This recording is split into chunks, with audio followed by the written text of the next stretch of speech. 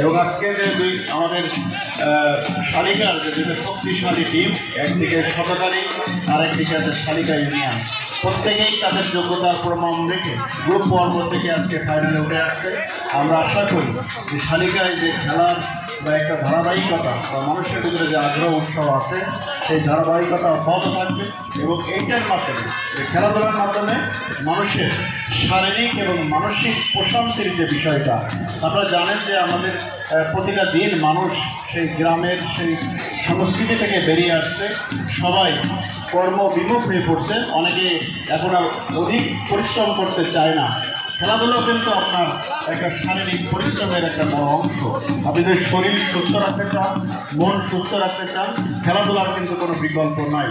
সেই দৃষ্টিকোণ থেকেও যদি আমরা দেখি, খেলাধুলার আসলেই খেলাধুলাটাকে আমাদের সর্বস্তরে ছড়িয়ে দেওয়ার প্রয়োজনীয়তা আমরা বোধ করি। আমরা এই আলোকে খেলাধুলাটাকে আমরা শুধুমাত্র অনন্ত ছোট না, আমরা এটা আস্তে আস্তে আমাদের সবার ভিতরে সব শ্রেণীর মানুষের ভিতরে যাতে জনপ্রিয় হয় এবং সবার শারীরিক প্রশান্তির পাশাপাশি যাতে মানসিক প্রশান্তিটা পায়, সেই চিন্তা ভাবনা রেখেই আমাদের এই কার্যক্রমগুলো নেওয়া। আমরা আশা করি শালিকাবাসী একটা সুন্দর টুর্নামেন্ট দেখবে। স্যার, আমি আপনার কাছে আরো একটি কথা জানতে চাইব, একটু সাউন্ড করবেন, ক্যাপ করে একটু সাউন্ড। আমি আরেকটি কথা আপনার কাছে জানতে চাইব, আমরা জানি যে বাংলাদেশের ফুটবলের যে ইতিহাস অনেক গৌরবোজ্জ্বল ইতিহাস, 60-এর দশক, 70-এর দশক, 80-র দশক বা 90-এর দশকের কথা আমরা জানি, যখন আবাহনী এবং মোহামেডান ঢাকার বঙ্গবন্ধু যে স্টেডিয়াম ছিল সেখানে যদি 4টা খেলা শুরু হওয়ার কথা ছিল, 2:30টার পরে আর কোনো টিকিট পাওয়া যেত না। কিন্তু বর্তমান সময়ে বাংলাদেশের যে ফুটবলের অবস্থা সেখানে কিন্তু আমরা অনেকটা পিছিয়ে এসেছি। আপনি জানেন যে গণপ্রজাতন্ত্রী বাংলাদেশ সরকারের সাবেক যুব ক্রীড়া প্রতিমন্ত্রী, মাগুরা 2 আসন থেকে 5বার নির্বাচিত মহান জাতীয় সংসদের সংসদ সদস্য ডক্টর শ্রী বীরেন সিকদার এমপি, তিনি আমাদের মাননীয় প্রধানমন্ত্রী জননেত্রী শেখ হাসিনার মস্তিষ্কে যেটি ঢোকাতে সক্ষম হয়েছিলেন সেটি হলো এরকম যে আমরা যদি আন্ডার-17 জন্ম দিতে পারি তাহলে ফুটবলের পাইপলাইন আরো স্ট্রং হবে এবং জাতীয় দলকে আমরা স্ট্রং করতে পারবো। তো যতটুকু আপনি খেলা দেখলেন, এখান থেকে আন্ডার-17 প্রতিনিধিত্ব করার মতো কজন খেলোয়াড়কে আপনার দৃষ্টি আকর্ষণ করতে পেরেছেন? আমাদের আপনারা বলছেন যে আমরা জাতীয় ফুটবলে একটা আমাদের যে অতীতের গৌরব ছিল সেটা বর্তমানে অনেকটা নাই। এর মানে এটা না যে আমাদের বাংলাদেশের মানুষ খেলাধুলা পছন্দ করে না। আপনি দেখেন বিশ্বকাপের সময় বাংলাদেশের মানুষ 2 ভাগে ভাগ হয়ে যায়, একদিকে ব্রাজিল, একদিকে আর্জেন্টিনা। সারাদিন খেলা নিয়ে যে একটা উন্মাদনা, এর অর্থ সাধারণ মানুষ ফুটবল পছন্দ করে। কিন্তু আমরা সেই পর্যায়ে আমাদের সেই খেলার পরিবেশটা বা আমাদের সেই প্লেয়ারদের বা আমরা সেই পর্যায়ে এখনো কমপ্লিট করতে পারি নাই। কিন্তু আমরা বিশ্বাস করি যে এখনো যদি আমাদের এই ধীরে ধীরে আমাদের একটু প্রত্যন্ত অঞ্চল থেকে তাদেরকে সুন্দর প্রশিক্ষণ এবং অনুশীলনের মাধ্যমে যদি আমরা তুলে আনতে পারি এবং এদেরকে যদি উন্নত প্রশিক্ষণ দেওয়া হয়, ভালোভাবে গাইডলাইন দেওয়া হয়, এরাই একটা সময় জাতীয় পর্যায়ে খেলার যোগ্যতা অর্জন করবে। সেই দৃষ্টিকোণ থেকে আমরা যেমন ইউনিয়ন পর্যায়ে খেলাধুলার মাধ্যমে আমরা কিন্তু উপজেলা থেকে সেরা খেলোয়াড়দের নিয়ে একটা টিম গঠন করব। আমরা এটাও একটা সিলেকশন, আমাদের ইউনিয়নে কোন কোন প্লেয়াররা ভালো খেলছে, আমরা এটা নিয়ে আমাদের জেলাতে কম্পিটিশনে যাব। আমরা আশা করি এই ধারাবাহিকতার মাধ্যমে এক পর্যায়ে তারা জাতীয় টিম হয়ে উঠবে, সেই বিশ্বাস। অবশ্যই সেটি আমরাও প্রত্যাশা করি।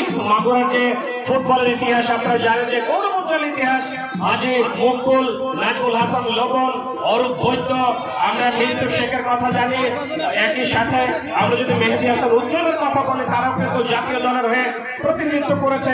স্যার, এবার আমি আপনার কাছে আরেকটি অন্য বিষয় জানতে চাইব।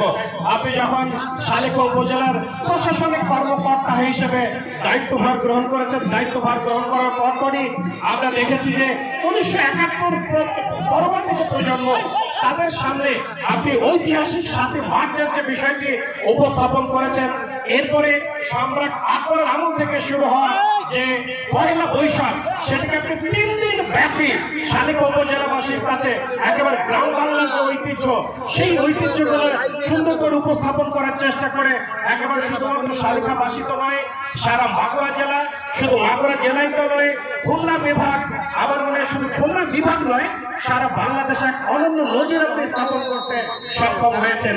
এরপরে আরেকটি যেটি আমরা আলাদাভাবে সকলে লক্ষ্য করেছি, সেটি হলো যে কচুরি পানায় পরিপূর্ণ আলাদার একটি খাল ছিল। সেই খালকে আপনি নিজে উদ্যোগ নিয়ে স্বেচ্ছাসেবকদের নিয়ে পরিষ্কার করেছেন, একই সাথে সেখানে মৎস্য অবমুক্ত করেছেন এবং বর্তমান সময়ের যেটি দাবি সেটি হলো বৃক্ষরোপণ। আপনি বৃক্ষরোপণের মতো গুরুত্বপূর্ণ কাজটি করেছেন।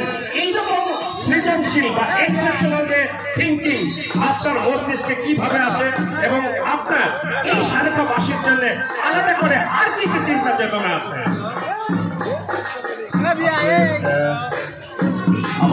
আমরা যে কার্যক্রমগুলো বলেছি, আমরা জানেন যে 2020 সালের দিকে মাননীয় প্রধানমন্ত্রী একটা ঘোষণা দিয়েছিলেন, কথা বলেছিলেন একজন অফিসার চাইলে পুরো এলাকা চেঞ্জ করে দিতে পারবে। তা আমিও সেই বিশ্বাস করি এবং আমরা শুধুমাত্র একা না, আমাদের পুরো আমরা যে কার্যক্রমগুলো করি পুরো একটা টিম হিসেবে করি। আমাদের উপজেলা পরিষদের সুযোগ্য চেয়ারম্যান আছেন, ভাইস চেয়ারম্যান আছেন, যারা ইউনিয়ন পরিষদের চেয়ারম্যান আছেন, আমাদের বিভিন্ন পর্যায়ে যারা কর্মকর্তা আছেন, সবাই আমরা টিম হিসেবে কাজ করি এবং টিমের অভিভাবক হিসেবেও কিন্তু আমাদের মাগুরা 2 আসনের মাননীয় সংসদ সদস্য অ্যাডভোকেট বীরেন শিকদার, ওনারা কিন্তু কর্মরত আছেন। এই সর্বোপরি এবং আমাদের মাগুরার জেলা পরিষদ জেলা প্রধান আবু নাসের বেগ স্যারের একটা দিক, সব মিলায় আমরা একটা টিম ওয়ার্কে কিন্তু কাজ করি। যেখানে আমরা সবাইকে নিয়ে কাজ করে বিধায় সবার সম্মিলিত চেষ্টায় অব্যাহত আছে। এই কারণেই কিন্তু আমরা একের পর একটা প্রোগ্রাম করতে পারি। এখানে আমাদের একক কোনো কৃতিত্ব না, আমরা চাই সবাইকে নিয়ে এবং সবাইকে আমরা এই ক্রেডিট দিতে চাই। আমাদের সামনের দিনগুলোতে আরও অনেক পরিকল্পনা আছে। আমরা চাই যে শালিকার যে অবস্থায় আমরা শালিকাটাকে পেয়েছি সেটাকে আরও সুন্দর করে একটা সুন্দর অবস্থানে রেখে যাওয়া। আমরা খুব শীঘ্রই শালিকাতে ইকো পার্ক আমরা শুরু করবো। ইকো পার্কের কার্যক্রম, সেখানে বিভিন্ন ধরনের কার্যক্রম শুরু হয়েছে। আশা করি যে আগামী 2 মাসের মধ্যে সেখানে বিভিন্ন যারা টুরিস্ট আছেন বা বিভিন্ন জায়গায় যারা ভ্রমণ পিপাসু মানুষ আছেন তারা সেখানে ঘুরতে যাবেন, সুন্দর একটা পরিবেশ পাবেন। এবং আমাদের অন্যান্য যে দিবসগুলো আছে সেই দিবসের মাধ্যমে আমরা জনগণকে একটা মেসেজ দিতে চাই যে প্রত্যেকটা সবাই যেন নিজ থেকে দেশপ্রেমে উদ্বুদ্ধ হয় এবং দেশের সেবায় কাজ করে, তখনই বাংলাদেশ তো এগিয়ে আসবে।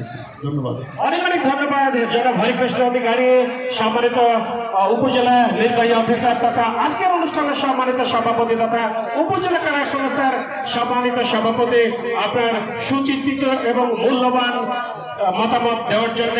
সাক্ষাৎকার পর্বে এতক্ষণ আপনারা শুনছিলেন আমাদের সকলের মধ্যমণি আজকের অনুষ্ঠানের সম্মানিত সভাপতি তথা শালিকা উপজেলার সুযোগ্য উপজেলা নির্বাহী অফিসার জনাব হরিকৃষ্ণ অধিকারীর মন্তব্য।